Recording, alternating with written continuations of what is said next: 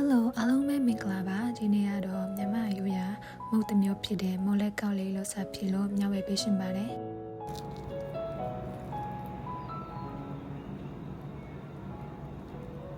အယုံဆောင်တကယ်ခဲလေးတွေကိုရေနိုင်ငံနဲ့ထုတ်ပေးထားလိုက်ပါမယ်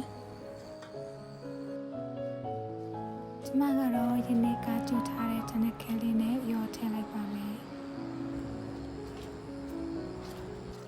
ဒီနေ့ထားရပြီဆိုရင်ကျမတို့မီပိတ်ပြီးစကားနဲ့စစ်ထားလိုက်ပါမယ်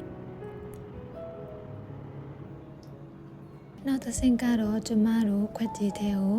ကောင်းငင်မောက်ဆန်ချင်းခွဲတစ်ခွက်နဲ့တစ်ဝက်ရဲ့စမောက်ထမင်းစားစွန်းနှစ်စွန်းရဲ့ဆိုရမောင်းနဲ့စားနိုင်ရဲ့ထည့်ပြီးရောတမမွေပေးလိုက်ပါမယ်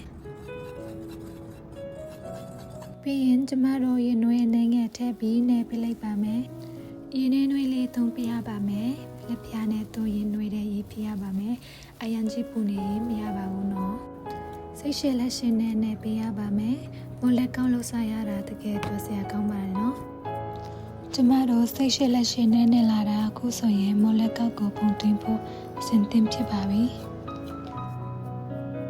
မောက်သားကိုဝိုင်းပုံစံလုံးပြီးလက်နှစ်ဖက်နဲ့ဒီလိုလေးလိမ့်ပေးပါမယ်ပြီးရင်အစွန်းနှစ်ဖက်ကိုဆက်ပေးရပါမယ်ရှင်ဒီလိုအနေထားဆိုရင်ကြော်ဖို့အဆင်သင့်ဖြစ်ပါပြီဒီမော်လက်ကောက်ကြော်ဖို့ဟာစီများများနဲ့မီအေးလေးသုံးပေးရပါမယ်နော်ပြီးရင်ကျမတို့မော်လက်ကောက်တစ်ခုနဲ့တစ်ခုပို့ကမသွားအောင်တသေးရှာလေးထည့်ကြော်ပေးပါမယ်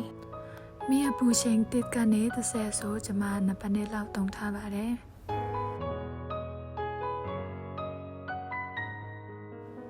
3မိနစ်လောက်ကြော်ပြီးရင်ကျမတို့တစ်ဖက်လန်ပေးလိုက်ပါမယ်ကောင်းငင်သားလေးနှစ်ဖက်လုံးချက်လောက်ပြီးဆိုမှကျမတို့မြေနေငယ်ထပ်တော်လိုက်ပါမယ်မော်လက်ကောက်လေးရဲ့ချက်ငင်အောင်လို့ကျမတို့တစ်ဖက်နဲ့တစ်ဖက်လန်ပေးလိုက်ပါမယ်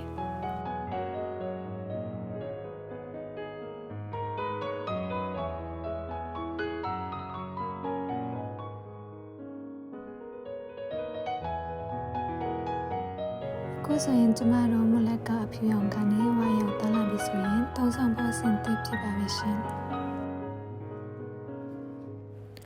ဒီလိုလုပ်ရလဲခုပြီးလင်မြန်လို့ရှင်နဲ့ဟင်းချက်လေးတွေကိုမျှဝေပေးပါမို့ကျမရဲ့ YouTube channel လေးကို subscribe လုပ်ပေးဖို့တောင်းဆိုရှင်ပါတယ်ရှင်မောက်သားထဲမှာနူနူအီအီလေးနဲ့အပြင်မှာကျွတ်ကျွတ်ရွလေးနဲ့စားလို့အရန်ကောင်းပါတယ်တကယ်ရှင်တို့လည်းဒီလိုအိမ်မှာလွယ်လွယ်ကူကူနဲ့မောက်လက်ကောက်လေးလုပ်စားကြည့်ပါနော်အဆုံးထိကျေးဇူးပေးကြတဲ့သူတယောက်ရှင်စီတိုင်းကိုကျမကျေးဇူးအထူးတင်ပါတယ်ရှင်အားလုံးကိုစိတ်နှပြရှင်လန်းချမ်းမြေ့ကြပါစေရှင်